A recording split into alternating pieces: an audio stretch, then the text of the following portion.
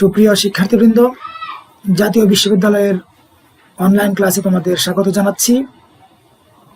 আমি আজকে তোমাদের সঙ্গে যে বিষয়টি নিয়ে কথা বলবো সেটি হচ্ছে রাষ্ট্রবিজ্ঞান চতুর্থ বর্ষের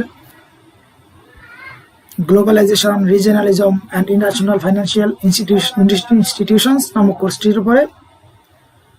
এই কোর্সের একটি অত্যন্ত গুরুত্বপূর্ণ প্রত্যয় ফ্রি মার্কেট ইকোনমি বা মুক্তবাজার অর্থনীতি আজকে আমাদের আলোচ্য বিষয়। আশা করি তোমরা মনোযোগের সঙ্গে আমার সাথে থাকবে। আমি তোমাদের সঙ্গে আছি মোহাম্মদ আশরাফুল আজিজ, সহকারী অধ্যাপক, রাষ্ট্রবিজ্ঞান বিভাগ, ব্রাহ্মণবাড়িয়া সরকারি কলেজ।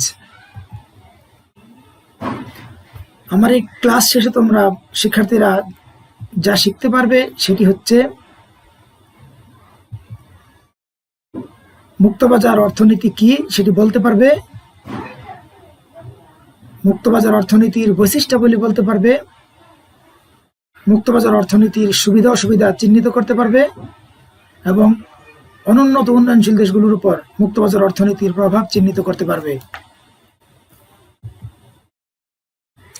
সুপ্রিয় শিক্ষার্থীবৃন্দ, স্ক্রিনে একটি ছবি দেখা যাচ্ছে।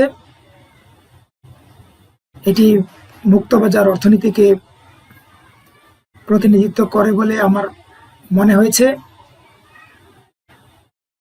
এই ছবিটির উপর এক পাশে লেখা আছে, I will supply your family with milk if you take my kids to school each day. অর্থাৎ দুধওয়ালা বলছে বা দুধওয়ালি বলছে যে আমি প্রতিদিন তোমার পরিবারের জন্য প্রয়োজনীয় দুধ সাপ্লাই করব, সরবরাহ করব, যদি প্রতিদিন তুমি আমার বাচ্চাদের স্কুলে পৌঁছে দাও। এবং গাড়ির চালক এটিতে তার সঙ্গে ডিল করে ফেললেন। মানে হচ্ছে এখানে দুইজন ব্যক্তি যার যার প্রয়োজনে যে ডিল করতে চেয়েছে, এখানে থার্ড পার্টি বা তৃতীয় পক্ষের বা রাষ্ট্রের কোনো রকম হস্তক্ষেপ নেই। তারা নিজেরা নিজেদের মতো নিজেদের ডিলটি করতে পেরেছেন। বাজার ব্যবস্থায়, বাজার পরিচালনায় অথবা ক্রয় বিক্রয়ের ক্ষেত্রে এইরকম স্বাধীনভাবে কার্যক্রম পরিচালনা করতে পারাটা মুক্তবাজার অর্থনীতির একটি বিরাট বৈশিষ্ট্য।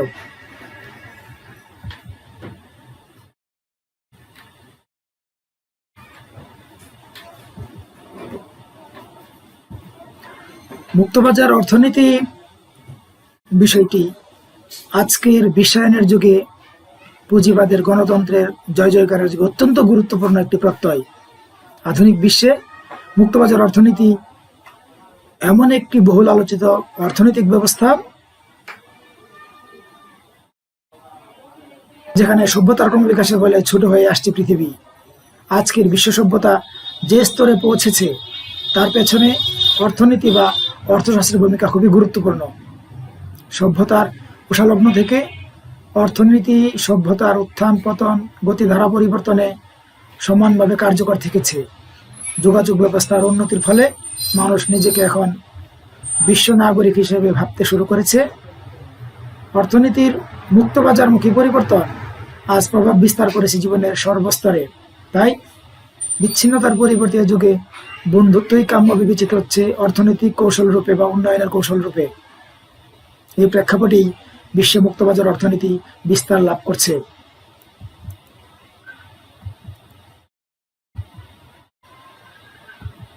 মুক্তবাজার অর্থনীতি কি, এ বিষয়টি সুস্পষ্ট ধারণার জন্য আমি তোমাদেরকে আরো একটি চিত্র সহ বক্তব্য বলছি। বাজার অর্থনীতি বা মুক্তবাজার অর্থনীতি বলতে এমন এক ধরনের অর্থনৈতিক ব্যবস্থাকে বোঝায় যেখানে বাজার শক্তিসমূহের দ্বারা বাজারে দ্রব্যের চাহিদা ও যোগানের ঘাত প্রতিঘাতে স্বয়ংক্রিয়ভাবে দ্রব্য সামগ্রীর দাম নির্ধারিত হয়। বাজার অর্থনীতিতে সরকারি নিয়ন্ত্রণযুক্ত কর্মকাণ্ড কোনো প্রকার হস্তক্ষেপ বা নিয়ন্ত্রণ আরোপ করে না। বাজার অর্থনীতি বা মুক্তবাজার অর্থনীতি মূলত ব্যক্তি স্বাতন্ত্র্যবাদের উপর ভিত্তি করে গড়ে উঠেছে। উৎপাদনকারীগণ সর্বাধিক মুনাফা অর্জনের উদ্দেশ্যে দ্রব্য সামগ্রী উৎপাদন ও সরবরাহ করে।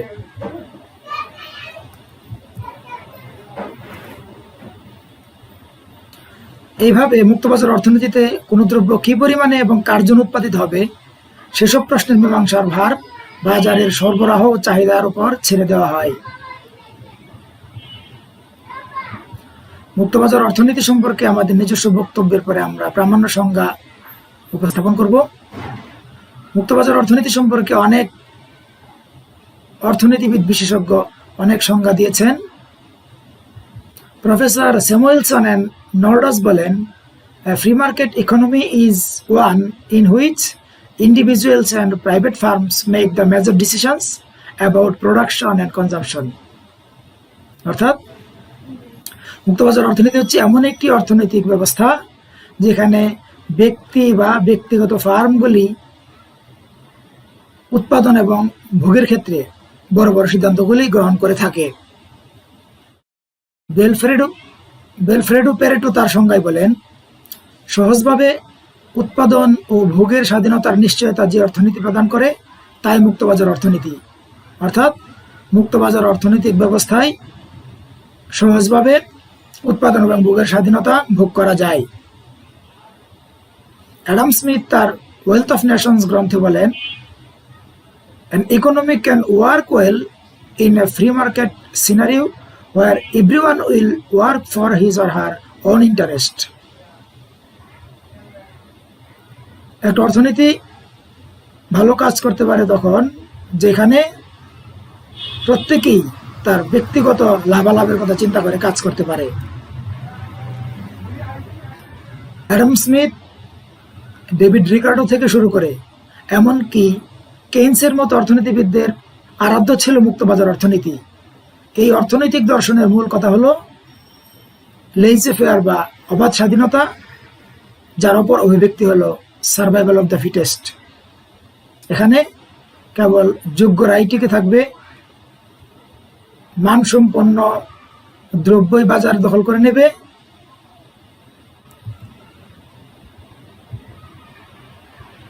আমরা কোন বাজারকে মুক্ত বাজার অর্থনীতি কি না এটা আমরা কি করে বুঝবো? এটা বুঝতে হলে আমাদের কতগুলি বৈশিষ্ট্যের দিকে লক্ষ্য করতে হবে।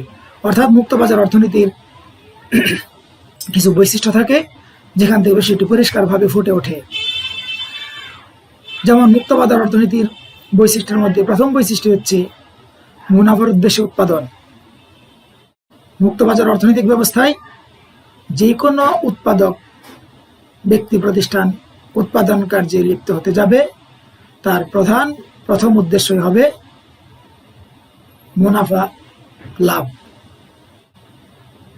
মুক্তবাজার অর্থনৈতিক ব্যবস্থায় মুনাফার প্রধান লাভ থাকলেই সেটি মানুষ উদ্যোগ গ্রহণ করতে উৎসাহিত বোধ করে।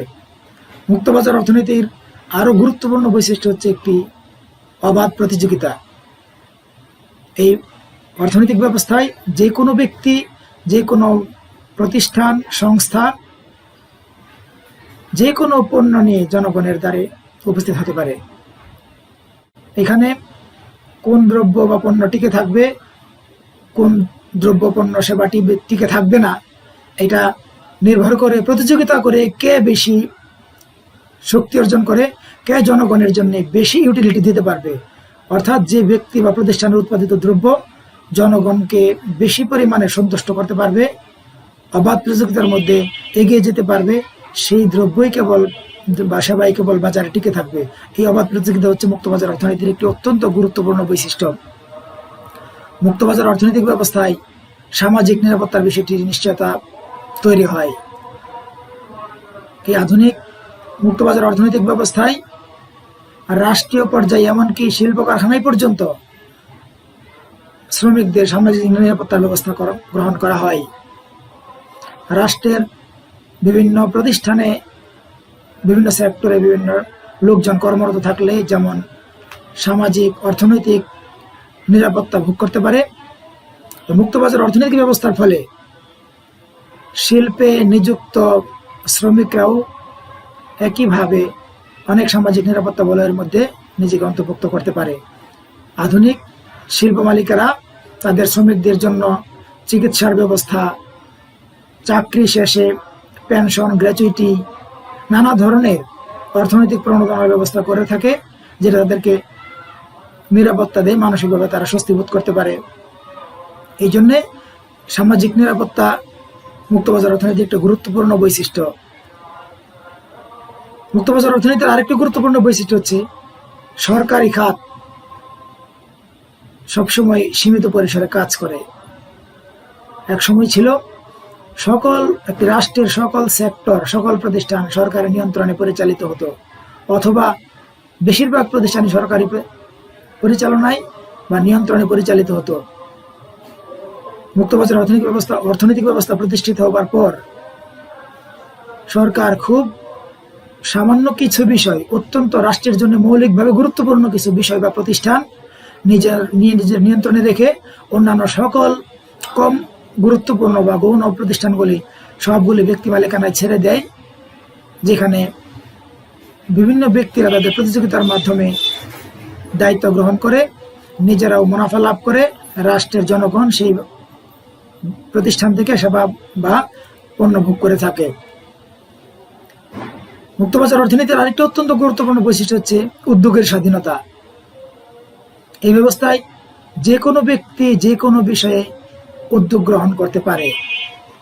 কোনো ব্যক্তি উদ্যোগ নিয়ে কোনো প্রতিষ্ঠান তৈরি করতে চাইলে, কোনো দ্রব্য উৎপাদন করতে চাইলে উদ্যোগের ক্ষেত্রে কোনো বাধা থাকে না।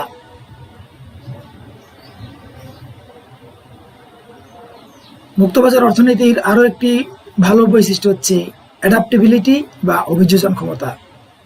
এই ব্যবস্থায় বাস্তবতার সঙ্গে অভিযোজন করে জনগণের প্রয়োজনের সঙ্গে, তাদের চাহিদার সঙ্গে সামঞ্জস্য রেখে দ্রব্য এবং সেবা বাজারে নিয়ে এসে প্রতিযোগিতার মধ্যে টিকে থেকে, অর্থাৎ পরিস্থিতি, সময় বিবেচনা, ভোক্তা বা গ্রাহকের রুচি, এই সবের সঙ্গে অভিযোজন করে টিকে থাকাটা হচ্ছে মুক্তবাজার অর্থনীতিতে অভিযোজন করা বোঝায়। সম্পদের সদ্ব্যবহার, এটি হচ্ছে মুক্তবাজার অর্থনীতির আরেকটি অত্যন্ত গুরুত্বপূর্ণ বৈশিষ্ট্য। একজন ব্যক্তি সম্পদ ব্যবহারের ক্ষেত্রে নিজের সম্পদ ইচ্ছে মতো মানুষ ব্যবহার করতে পারে, কিন্তু এই ব্যবহার দ্বারা যেমন অন্যের ভালো করা যায়, মন্দও করা যায়। মুক্তবাজার অর্থনৈতিক ব্যবস্থায় অন্যের ভালো করার মানসিকতা, প্রচেষ্টা থাকলেই কেবল বাজারে উৎপাদনকারী ব্যক্তি প্রতিষ্ঠান টিকে থাকতে পারে, অন্যথায় তাদের টিকে থাকতে পারার কোনো সুযোগ নেই। ব্যক্তিগত সম্পত্তি অর্জন, এটি মুক্তবাজার অর্থনীতির প্রধানতম কয়েকটি বৈশিষ্ট্যের মধ্যে একটি। এই ব্যবস্থায় প্রত্যেক ব্যক্তি তার প্রচেষ্টার দ্বারা, পরিশ্রমের দ্বারা ব্যক্তিগত সম্পত্তি অর্জন করতে পারে এবং সে তার নিজের সম্পদ ভোগ, দখল, হস্তান্তর যখন যাচ্ছে তাই স্বাধীনভাবে করতে পারে। অবাধ বাণিজ্য মুক্তবাজার অর্থনীতির আরো একটি অত্যন্ত গুরুত্বপূর্ণ বৈশিষ্ট্য। মুক্তবাজার বৈশিষ্ট্যের মধ্যে দেশের অভ্যন্তরে বা বাইরে সকল ক্ষেত্রে বাণিজ্যের অবাধ সুযোগ সুবিধা বিদ্যমান থাকে। কোনো উৎপাদক বা কোনো শিল্প প্রতিষ্ঠান দেশের অভ্যন্তরে যেমন অবাধে বাণিজ্য করতে পারে, দেশের বাইরে অন্যান্য রাষ্ট্র, অপরাপর রাষ্ট্রের সঙ্গেও একইভাবে অবাধে বাণিজ্য করতে পারে। মুক্তবাজার অর্থনৈতিক ব্যবস্থায় যে কোনো ব্যক্তি যে কোনো কর্মে যখন ইচ্ছা লিপ্ত হতে পারে, যে কোনো কর্ম ছেড়ে যেতে পারে, যে কোনো পেশা পরিবর্তন করতে পারে। অর্থাৎ কোনো ব্যক্তির, কোনো শ্রমিকের যে কোনো কর্মে অংশগ্রহণ করার, কর্ম ত্যাগ করার, যে কোনো পেশায় নিয়োগ লাভ করার এবং পেশা ছেড়ে দেওয়ার স্বাধীনতা সবসময় বিদ্যমান থাকে।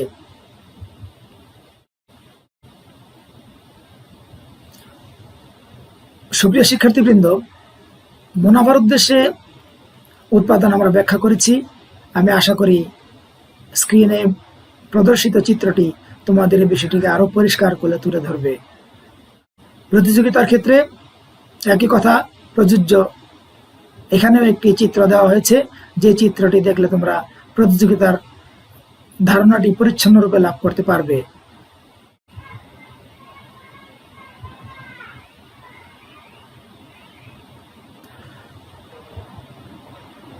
আমরা সামাজিক নিরাপত্তা সম্পর্কে বর্ণনা দিয়েছি। এখানে যে চিত্রটি রয়েছে সেটা তোমরা দেখতে পাচ্ছ। এখানে সামাজিক নিরাপত্তার একটি অত্যন্ত সূক্ষ্ম প্রতিচ্ছবি তোমরা দেখতে পাচ্ছ।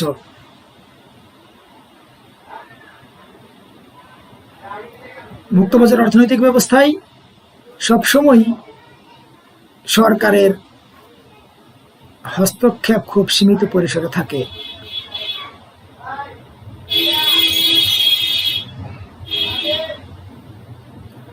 এই ব্যবস্থায় আমরা আগে বলেছি, একজন ব্যক্তি সামনে অনেকগুলি অপরচুনিটি থাকে, সে কোন বিষয়ে তার ব্যবসা পরিচালনা করবে, কোন বিষয়ে উৎপাদন করবে, কোন বিষয়ে বাজারজাত করবে, এই সকল বিষয়ে উদ্যোগের স্বাধীনতা একজন উদ্যোক্তা সবসময় থাকে। অভিযোজনের ক্ষমতা বা অ্যাডাপ্টেবিলিটি সম্পর্কে তোমাদের আমরা বলেছি। সম্পদের সদ্ব্যবহার, শিক্ষার্থীবৃন্দ তোমরা একটু মনোযোগ দিলে দেখতে পাবে এই চিত্রে একটি উদ্ভিদের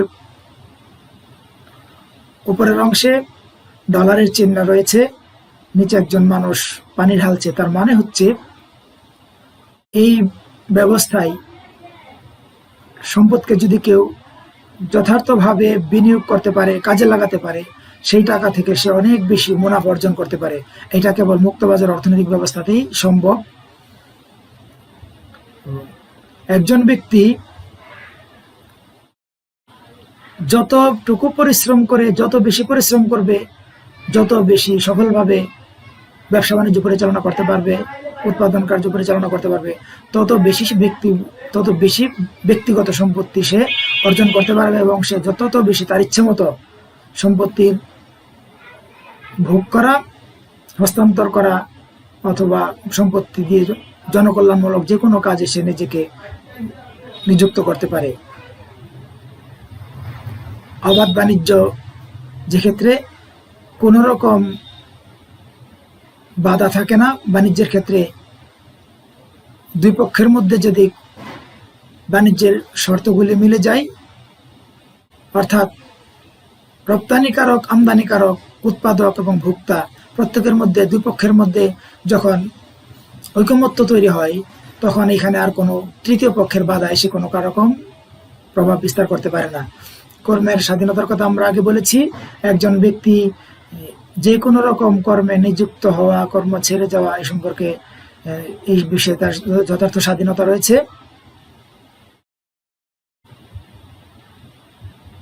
এই মুক্তবাজার অর্থনৈতিক ব্যবস্থা অনেক সুবিধা রয়েছে।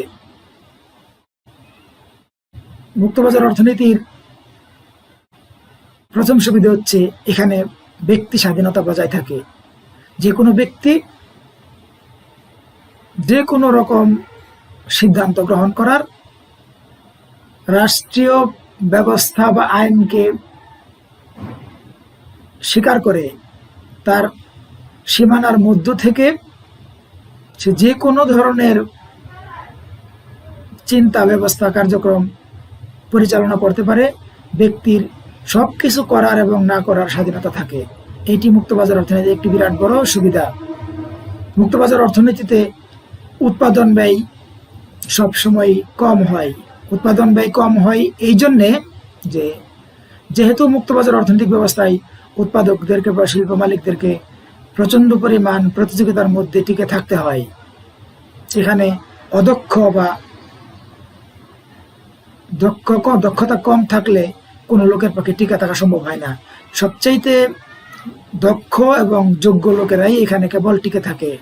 যেহেতু তাদের দক্ষতা এবং যোগ্যতা বেশি থাকে, সেহেতু তাদের জ্ঞান এবং কৌশল সবই ভালো পরিমাণে থাকার কারণে কম খরচে তারা ভালো দ্রব্য উৎপাদন করতে পারে এবং সেই কারণে তারা কম খরচে বাজারজাত করতে পারে, আর ভোক্তারাও কম খরচে তাদের চাহিদা মেটানোর মতো দ্রব্য ক্রয় করে ভোগ করতে পারে। মুক্তবাজার অর্থনীতির আরও একটি ভালো বৈশিষ্ট্য হচ্ছে এই ব্যবস্থায় কর্মোদ্যম বৃদ্ধি পায়। কর্মোদ্যম বৃদ্ধি পায় শুধু কর্মীর নয়, উদ্যোক্তা, শিল্প মালিক সকলেরই। যেহেতু বেশি পরিশ্রম করে বেশি উপার্জন করলে বেশি ভোগ করার সুযোগ থাকে, বেশি উৎপাদন করে বেশি বাজারজাত করে বেশি মুনাফা করলে শিল্প মালিকদের বা উদ্যোক্তাদের যেহেতু নিজের সম্পদ ভোগ করার, ব্যবহার করার এবং হস্তান্তর করার সকল রকম সুযোগ সুবিধা বেশি পরিমাণে থাকে, সঙ্গত কারণে প্রত্যেকেই বেশি পরিশ্রম করে বেশি অর্থ বা মুনাফা লাভ করতে চায়, যার ফলে ব্যক্তির মধ্যে কর্মোদ্যম বৃদ্ধি পায়। আমরা শিল্প কারখানা বা শিল্প সমাজের দিকে তাকালে দেখব দিন রাত শ্রমিক এবং শিল্প মালিকেরা সব সময় তারা প্রচন্ড পরিমাণ কর্মের ব্যস্ততার মধ্যে সময় কাটাচ্ছে। তারা উদ্দীপনা পাচ্ছে, উদ্যম পাচ্ছে এই জন্যে যে তাদের পরিশ্রমের ফল তারা নিজেরাই ভোগ করবে, অন্য কেউ নিয়ে যাবে না।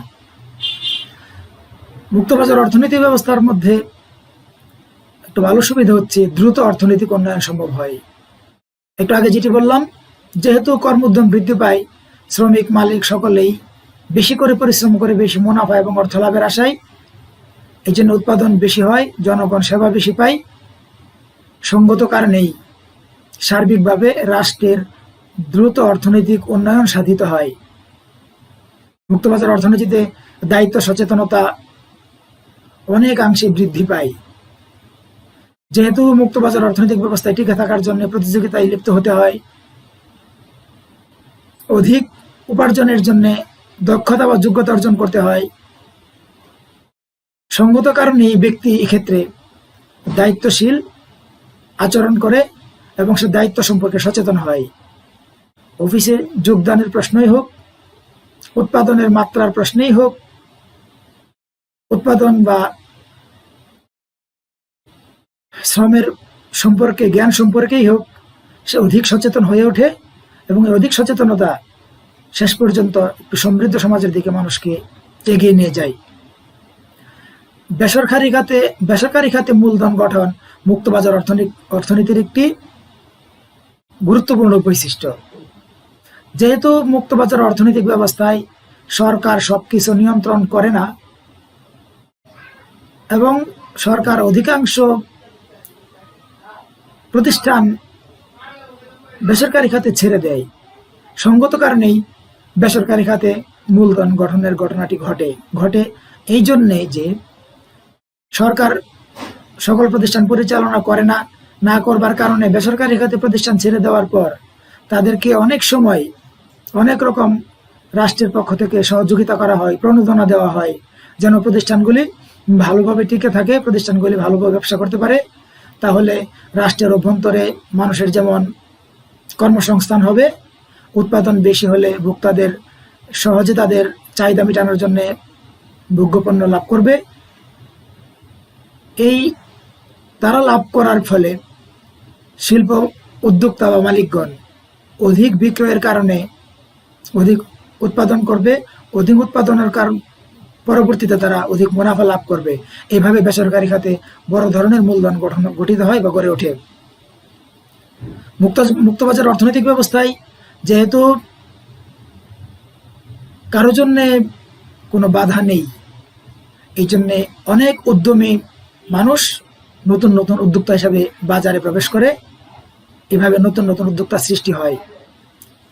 সকলেই প্রতিযোগিতার মধ্যে টিকে থেকে সফল হয় এমনটি সব সময় বলা যায় না। অন্তত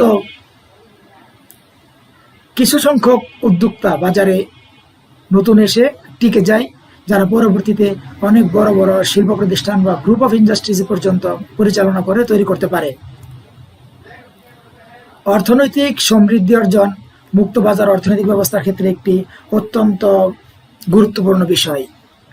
যেহেতু স্বাধীনভাবে এইখানে অর্থনৈতিক কর্মকাণ্ড পরিচালনা করা যায়, স্বাধীনভাবে কোনো বাধাহীনভাবেই অর্থনৈতিক কর্মকাণ্ড পরিচালিত হয়, ব্যবসা বাণিজ্য করা যায়, উৎপাদন করা যায়, বিনিয়োগ করা যায়, মুনাফা করা যায়। অর্থনৈতিক কর্মকাণ্ড প্রচুর পরিমাণে বৃদ্ধির ফলে অর্থের সার্কুলেশন অফ মানি, নতুন কর্মসংস্থান, এই সকল বিষয় বেশি মাত্রায় বৃদ্ধি পাওয়ার ফলে অর্থনৈতিক সমৃদ্ধি অর্জন সহজতর হয়। দ্রব্যের গুণমান মুক্তবাজার অর্থনৈতিক ব্যবস্থায় অনেক ভালো হয়। দ্রব্যের গুণমান ভালো হওয়ার বিষয়টি আমরা অন্যভাবে ইতিমধ্যে বলেছি। যেমন যেহেতু প্রচন্ড পরিমাণ প্রতিযোগিতা করে বাজারে টিকে থাকতে হয়, কোন রকম নিম্নমানের পণ্য বা দ্রব্য বাজারে নিয়ে এসে ভোক্তাদেরকে খাওয়ানো যাবে না। ভোক্তা মাত্র এখন সচেতন, ক্যাবের মাধ্যমে ভোক্তারা তাদের নানা রকম সচেতনতার বিষয় লাভ করে। শিক্ষিত ভোক্তারা এমনিতেই সচেতন থাকে। মুক্তবাজার অর্থনৈতিক ব্যবস্থা যদি না থাকে তাহলে যে কোনো উদ্যোক্তা বা উৎপাদক যেহেতু বাজার প্রবেশ করতে পারে না, যারা টিকে থাকে তারা ইচ্ছে মতো তুলনামূলক কম মান সম্পন্ন পণ্য নিয়ে আসলেও ভোক্তাদেরকে সেটি বাধ্য হয়ে গলাধকরণ করতে হয়, ভোগ করতে হয়। কিন্তু পূর্ণ প্রতিযোগিতা বিদ্যমান থাকার ফলে মুক্তবাজার অর্থনৈতিক ব্যবস্থায় দ্রব্যের গুণ মান অবশ্যই ভালো হতে হয়।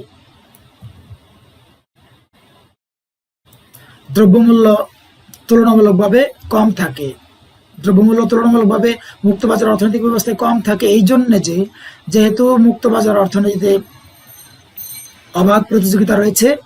এই অবাধ প্রতিযোগিতার মধ্যে টিকে থাকতে হলে কোনো পণ্যের দাম নির্ধারণের সময় অধিক বা উচ্চ মূল্য নির্ধারিত করে দিলেই ভোক্তারা সেটি গ্রহণ করবে না। কারণ বাজারে তাদের সামনে একই ধরনের একই ইউটিলিটি পাওয়া যায় এমন বিকল্প অনেক দ্রব্য উপস্থিত থাকে। সঙ্গত কারণেই উৎপাদক প্রতিষ্ঠান বা মালিকরা তাদের পণ্যের ইচ্ছামতো মূল্য নির্ধারণ করতে পারে না।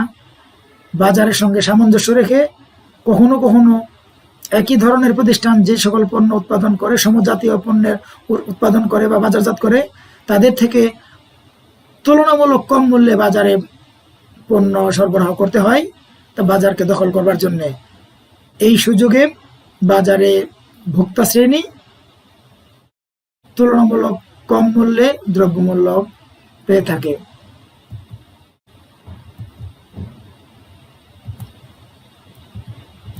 সুপ্রিয় শিক্ষার্থীবৃন্দ, আমরা এতক্ষণ দ্রব্যমূল্যের মুক্তবাজার অর্থনীতির সুবিধা সম্পর্কে জানলাম। পৃথিবীতে সকল কিছুরই সুবিধার উল্টো পাশে অসুবিধা, আলোর অপর পাশে অন্ধকার, ভালোর অপর দিকে মন্দ দিক এরকম থাকে। অতএব মুক্তবাজার অর্থনীতির শুধু সুবিধাই থাকবে এটি আশা করা অযৌক্তিক। মুক্তবাজার অর্থনৈতিক ব্যবস্থায় অনেকগুলি অসুবিধা রয়েছে। প্রথম অসুবিধা হচ্ছে পূর্ণ প্রতিযোগিতার অভাব পরিলক্ষিত হয়। আমরা জানি মুক্তবাজার অর্থনৈতিক ব্যবস্থা মানে হচ্ছে পূর্ণ প্রতিযোগিতা বিদ্যমান থাকবে। এটি দালিলিকভাবে যতটা সত্য, বাস্তবে অতটা সত্য হওয়ার সুযোগ খুব একটা থাকে না এই জন্য যে মুক্তবাজার অর্থনৈতিক ব্যবস্থায় অনেক বেশি পুঁজিপতি বা ধনী প্রতিষ্ঠান থাকে। তাদের সামনে অন্যান্য নতুন নতুন উদ্যোক্তা যখন কোনো পণ্য নিয়ে হাজির হয়, তখন ধনী বা শক্তিশালী প্রতিষ্ঠানগুলি এই অপেক্ষাকৃত ছোট বা ক্ষুদ্রতর প্রতিষ্ঠানগুলিকে বাজারে এসে সার্ভাইভ করতে বা দাঁড়াতে দেয় না। তারা নানা রকম কৌশল প্রয়োগ করে তাদেরকে বাজার থেকে আউট করে দেয়। একটি পর্যায়ে দেখা যায় শক্তিশালী প্রতিষ্ঠানগুলির সামনে প্রতিযোগিতা করবার মতো আর কোনো বড় প্রতিপক্ষই থাকে না। তখন পূর্ণ প্রতিযোগিতা যেখানে থাকবার কথা ছিল সেখানে অঘোষিত একটা একচেটিয়া অবস্থার সৃষ্টি হয়। মুক্তবাজার অর্থনীতির আরো একটি অত্যন্ত বড় অসুবিধা হচ্ছে এখানে ধনবৈষম্য সৃষ্টি হয়। একদল পুঁজিপতি মানুষ প্রচুর সম্পদের মালিক হয়ে যায়, সম্পদের পাহাড় জমিয়ে ফেলে, আর অধিকাংশ মানুষ দারিদ্র্যের জাতাকলে পিষ্ট হতে থাকে। এখানে ধনীদের ধন আরো বাড়তে থাকে, দরিদ্রদের দারিদ্র্য আরো বেশি বৃদ্ধি পেতে থাকে। একটি হচ্ছে মালিক শ্রেণী তৈরি হয়, আর একটি শ্রমিক শ্রেণী তৈরি হয়। এই মালিক এবং শ্রমিকের মধ্যে যে ধনবৈষম্য, এটি শুধু বাড়তেই থাকে। ধনবৈষম্য সৃষ্টি হয় এবং পরবর্তীতে সেটি বৃদ্ধি পেতে থাকে। মুক্তবাজার অর্থনীতির আরো একটি বড় অসুবিধা হচ্ছে বেকার সমস্যার সৃষ্টি হয়। এই তথ্য প্রযুক্তির যুগে মুক্তবাজার অর্থনৈতিক ব্যবস্থা অনেক মানুষকে জন্য যেমন কর্মের ব্যবস্থা করেছে, তার থেকেও অনেক বেশি মানুষের কর্মসংস্থান কেড়ে নিয়েছে। মুক্তবাজার অর্থনৈতিক ব্যবস্থায় শুধুমাত্র ম্যানুয়াল বা ফিজিক্যাল পরিশ্রম দিয়ে এখন আর টিকে থাকা সম্ভব নয়। এখানে পুঁজির সঙ্গে প্রযুক্তি এসে যুক্ত হয়েছে, যেখানে অনেক মানুষ মিলে একটি কর্ম সম্পাদন করার আগে ব্যবস্থা ছিল, এখন সেক্ষেত্রে প্রযুক্তি যুক্ত হয়ে একজন মানুষ অনেক মানুষের কাজ যন্ত্রের সাহায্যে করে ফেলে। অর্থাৎ এক্ষেত্রে বলা যায় যে যন্ত্র এসে মানুষের জায়গা, শ্রমিকের জায়গা দখল করেছে। সে কারণে মুক্তবাজার অর্থনৈতিক ব্যবস্থায় বেকার সমস্যা সৃষ্টি হচ্ছে। এটি মুক্তবাজার অর্থনীতির একটি বড় সমস্যা। ক্রেতাদেরকে শোষণের পথ প্রশস্ত হয়েছে এইভাবে যে মুক্তবাজার অর্থনৈতিক ব্যবস্থায় অবাধ প্রতিযোগিতা থাকার কথা ছিল, কিন্তু অনেক ক্ষেত্রেই দেখা যায় উৎপাদক বা বিক্রেতা প্রতিষ্ঠান যারা রয়েছে সেই মালিকদের মধ্যে একটি সিন্ডিকেট তৈরি হয়। এই সিন্ডিকেট মিলে সমজাতীয় দ্রব্যের মধ্যে যে পণ্যটির যেরকম মূল্য হওয়ার কথা ছিল তার থেকে কয়েক গুণ বেশি ক্ষেত্র বিশেষে দাম বা মূল্য নির্ধারণ করে দেয়। এই মূল্য নির্ধারণ করে দেয় এবং সিন্ডিকেট থাকার কারণে ক্রেতারা যার কাছ থেকেই কিনতে যাবে সমজাতীয় একই পণ্য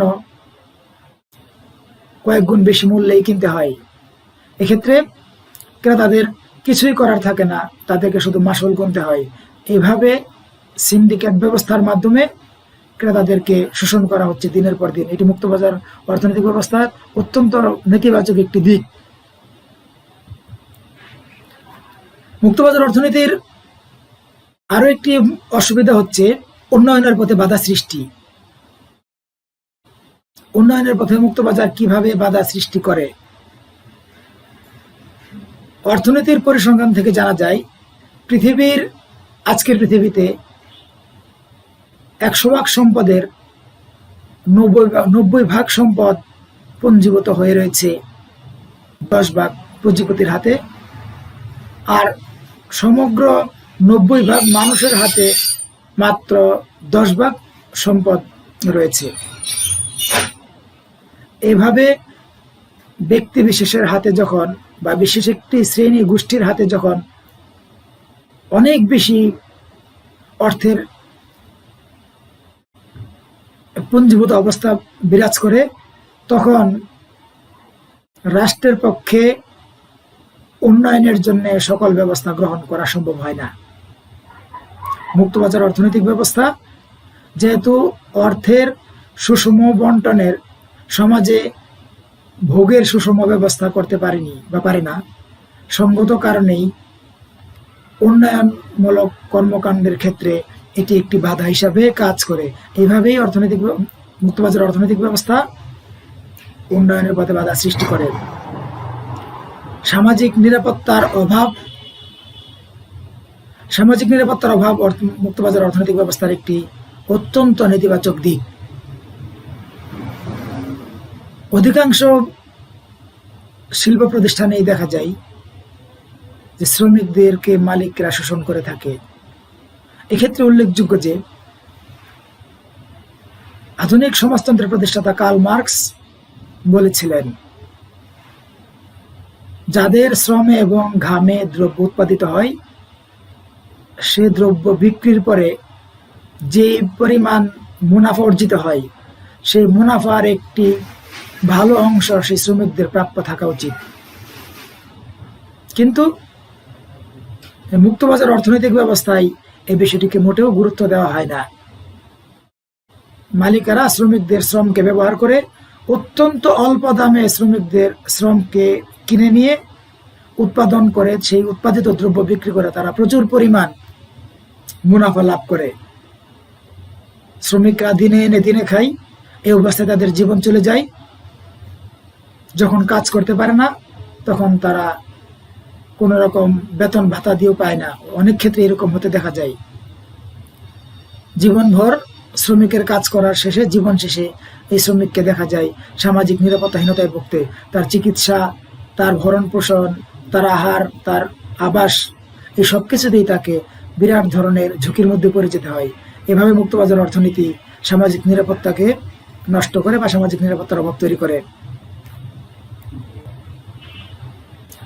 দারিদ্র বৃদ্ধি পায়। মুক্তবাজার অর্থনীতির একটি বড় নেতিবাচক বৈশিষ্ট্য হচ্ছে বা অসুবিধা হচ্ছে, মুক্তবাজার অর্থনীতি দারিদ্রকে বৃদ্ধি করে। পৃথিবীর তাবৎ অর্থনীতিবিদগণ আজকে কথা স্বীকার করতে বাধ্য হচ্ছেন যে পৃথিবীতে ধনী এবং দারিদ্রের বৈষম্য বৃদ্ধি পাচ্ছে। খুব কিছু সংখ্যক মানুষ প্রচুর পরিমাণ অর্থবিত্ত বৈভবের মালিক হচ্ছেন, আর অধিকাংশ মানুষই আজকে দরিদ্র থেকে আরো বেশি দরিদ্র পরিণত হচ্ছেন।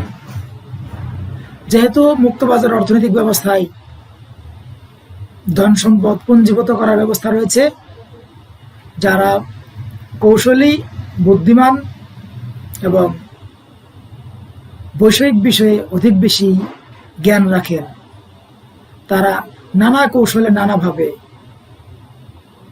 প্রচুর পরিমাণ অর্থ সম্পদ বিত্ত বৈভবের মালিক হচ্ছেন।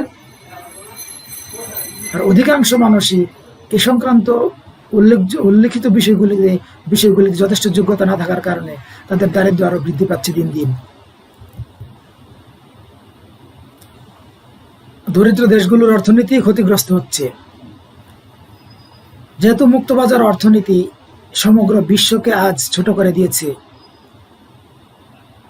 বাজার ব্যবস্থায় সমগ্র বিশ্বের সবগুলি রাষ্ট্রই যেহেতু আজ প্রতিযোগিতার সম্মুখীন, কঠিন চ্যালেঞ্জের সম্মুখীন, এমত অবস্থায় উন্নত ধনী দেশগুলোর অর্থনৈতিক ব্যবস্থা বা প্রতিষ্ঠানের সামনে, তাদের পুঁজির সামনে স্বল্পোন্নত, অনুন্নত বা উন্নয়নশীল দেশগুলোর এই ক্ষুদ্র অর্থনীতি কোনোভাবেই দাঁড়িয়ে থাকতে পারছে না। এ সকল দেশ থেকে কোনো উদ্যোক্তা যদি কোনো দ্রব্য উৎপাদন করে বাজারজাত করার চেষ্টা করে, সমজাতীয় দ্রব্য উৎপাদনকারী উন্নত বা ধনী দেশের যে উদ্যোক্তা প্রতিষ্ঠানগুলি বা শিল্প গোষ্ঠী রয়েছে, তারা এমন অনেক কৌশল অবলম্বন করে, তাদের প্রচুর টাকা খরচ করে, যেন ক্ষুদ্র অর্থনৈতিক প্রতিষ্ঠানগুলি বাজারে টিকে থাকতে না পারে। তখন তাদের এই কৌশলের সামনে তুলনামূলকভাবে দুর্বল অর্থনীতির দেশগুলোর যে উদ্যোক্তা প্রতিষ্ঠান, সেগুলি অধিকাংশ ক্ষেত্রেই ক্ষতিগ্রস্ত হয়ে যায়, একসময় বাজার থেকে হারিয়েও যেতে হয়। এভাবে শুধু ব্যক্তি ক্ষতিগ্রস্ত হয় না, দরিদ্র রাষ্ট্রগুলো ক্ষতিগ্রস্ত হয়, এবং দরিদ্র রাষ্ট্রের অর্থনীতি ক্ষতিগ্রস্ত হওয়ার কারণে দরিদ্র রাষ্ট্র আরো বেশি দারিদ্র্যে লিপ্ত হয়, এবং ধনী রাষ্ট্রগুলো আরো বেশি ধনীতে পরিণত হয়।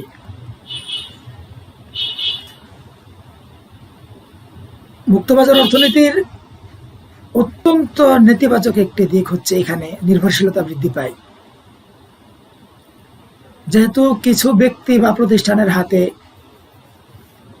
সমগ্র পৃথিবীর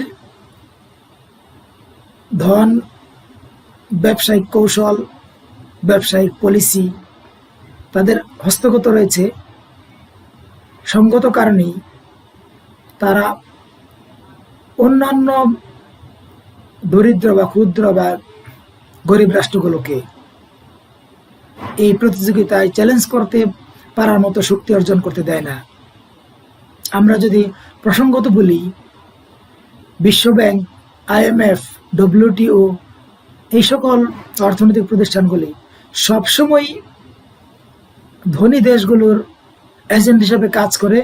এই বক্তব্য ব্যক্তিগতভাবে আমার নয়, এই বক্তব্য অনেক বড় বড় অর্থনীতিবিদদের। তারা ধনী দেশগুলোকে স্বার্থ রক্ষার জন্য এজেন্ট হিসেবে কাজ করে। সঙ্গত কারণেই অপেক্ষাকৃত দুর্বল রাষ্ট্রগুলো, দরিদ্র রাষ্ট্রগুলো, তাদের কাছে ঋণ গ্রহণ করতে হয়, বিশ্বব্যাংক, IMF বা এদের কাছ থেকে ঋণ গ্রহণ করতে হয়, বাণিজ্য পরিচালনার ক্ষেত্রে ডব্লিউটিওর পলিসিকে মেনে বাণিজ্য পরিচালনা করতে হয়। আর যেহেতু ডব্লিউটিওর পলিসি সবসময় উন্নত ধনী দেশগুলোর পক্ষে বাণিজ্য নীতি প্রণয়ন করে, তাদের স্বার্থকে সমুন্নত রাখবার সবসময় চেষ্টা করে, এই অবস্থায় দরিদ্র দেশগুলোর এই বৈশ্বিক অর্থনৈতিক প্রতিষ্ঠান বা বাণিজ্যিক প্রতিষ্ঠানগুলোর উপর নির্ভরশীলতা বৃদ্ধি পায়। এই নির্ভরশীলতা ক্রমান্বয়ে বাড়তেই থাকে। একচেটিয়া ব্যবস্থার উদ্ভব হয়। মুক্তবাজার অর্থনৈতিক কথা শুনলে প্রতিযোগিতার কথা আমাদের চোখের সামনে ভেসে ওঠে, এটাই স্বাভাবিক হওয়ার কথা ছিল। কিন্তু যা বললাম, কিছু সংখ্যক গুটি কয়েক পুঁজিপতির হাতে প্রায় 90% সম্পদ হস্তগত বা পুঞ্জীভূত হওয়ার কারণে তারা যেভাবে ইচ্ছা বাজারকে নিয়ন্ত্রণ বা ব্যবহার করে, অন্য কোনো প্রতিষ্ঠান তাদেরকে চ্যালেঞ্জ করবার সামর্থ্য রাখতে পারে না। সঙ্গত কারণে তাদের একচেটিয়া ব্যবস্থা বিশ্বজুড়ে পরিচালিত হয়। এইভাবে একটি একচেটিয়া ব্যবস্থার উদ্ভব হয়। এটি মুক্তবাজার অর্থনীতির জন্য অত্যন্ত নেতিবাচক একটি দিক। পাকিস্তানের শাসনামলে দেশে বিরাট বিরাট শিল্প কারখানা গড়ে উঠেছিল। এগুলোর প্রায় সবগুলোরই উদ্যোক্তা ছিল পশ্চিম পাকিস্তানি শাসক গোষ্ঠী।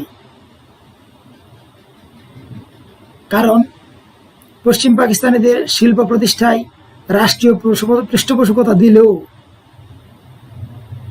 পূর্ব পাকিস্তানি উদ্যোক্তাদের বেলায় নানা কারণ ও অজুহাত তুলে শিল্প কারখানা প্রতিষ্ঠায় নিরুৎসাহিত করত তৎকালীন পশ্চিম পাকিস্তানের শাসক গোষ্ঠী। এভাবে পূর্ব পাকিস্তান শিল্প প্রতিষ্ঠায় বৈষম্যের শিকার হয়। স্বাধীনতা উত্তরকালে রাষ্ট্রীয় মূলনীতির সুবাদে বৃহদায়তন প্রায় সকল শিল্প কারখানা জাতীয়করণ করা হয়। এই ব্যবস্থা গ্রহণের ফলে 1972 সালে দেশের শিল্প মূলধনের প্রায় 92% রাষ্ট্রীয় মালিকানায় চলে আসে। দেশের রাষ্ট্রায়ত্ত শিল্প খাতকে পরিচালনার জন্য সদ্য জাতীয়করণকৃত 725টি প্রতিষ্ঠানকে 10টি সেক্টর কর্পোরেশনের অধীনে ন্যস্ত করা হয়। কিন্তু রাষ্ট্রায়ত্ত খাত ঈপ্সিত লক্ষ্য অর্জনে ব্যর্থ হয় এবং অর্থনীতিতে বিপর্যস্ত অবস্থার সৃষ্টি হয়। এরপর 1982 সালের 1 জুন তারিখে ঘোষিত শিল্পনীতিতে বেসরকারি খাতের উপর সর্বাধিক গুরুত্ব আরোপ করা হয়। বর্তমানে আমাদের দেশে সরকারি খাতের ভূমিকা কেবল 7টি মৌলিক ও ভারী শিল্পে সীমিত রাখা হয়েছে।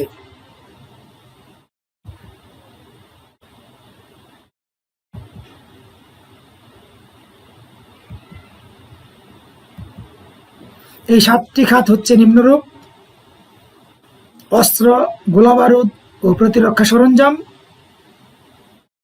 আণবিক শক্তি, বিমান পরিবহন ও রেলওয়ে। সুপ্রিয় শিক্ষার্থীবৃন্দ, এখানে বলে রাখা ভালো, রেলওয়ের সবগুলি বিষয় আজকে আর রাষ্ট্রীয় নিয়ন্ত্রণাধীন নেই। অনেক রেলওয়ে পরিবহনের ক্ষেত্রে অনেকগুলি রেলকে বেসরকারি পরিচালন ব্যবস্থায় ছেড়ে দেওয়া হয়েছে। টেলিযোগাযোগ, এটি রাষ্ট্রীয় নিয়ন্ত্রণাধীন পরিচালিত ব্যবস্থা। বিদ্যুৎ উৎপাদন, সংরক্ষিত বনাঞ্চল এলাকার বনায়ন, সিকিউরিটি, মুদ্রণ ও টাকশাল, এই 7টি খাত মূলত রাষ্ট্রীয় নিয়ন্ত্রণাধীনে রয়েছে। তবে অর্থনৈতিক অবস্থা পর্যালোচনা করলে দেখা যায় বাংলাদেশ ক্রমশ মুক্তবাজার অর্থনীতির দিকে ঝুঁকে পড়ছে এবং এই লক্ষ্যে বিশ্বব্যাংক ও IMF কর্তৃক প্রস্তাবিত কর্মসূচি ক্রমান্বয়ে বাস্তবায়ন করা হচ্ছে এবং রাজস্ব ব্যয় হ্রাস ও আয় বৃদ্ধির চেষ্টা চলছে। এই উদ্দেশ্যে আবগারি শুল্ক বিক্রয় করের পরিবর্তে আয়কর বা ইনকাম ট্যাক্স ও মূল্য সংযোজন কর বা ভ্যাটের পরিধি বৃদ্ধি করা হচ্ছে।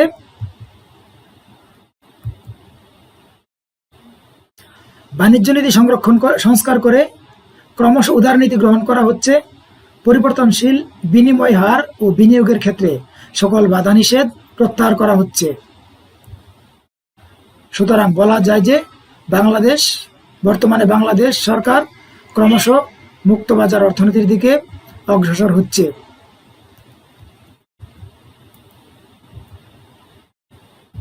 যদিও বাংলাদেশ মুক্তবাজার অর্থনীতির দিকে ঝুঁকছে, তবু এখনো পর্যন্ত একটি অর্থনীতির বিরাট অংশ বলা যায় বাংলাদেশের অর্থনৈতিক ব্যবস্থা মিশ্র অর্থনৈতিক ব্যবস্থার মধ্যে দিয়ে পরিচালিত হচ্ছে, যে কারণে পিপিপি নামক প্রোগ্রাম নিয়ে সরকার কাজ করছে।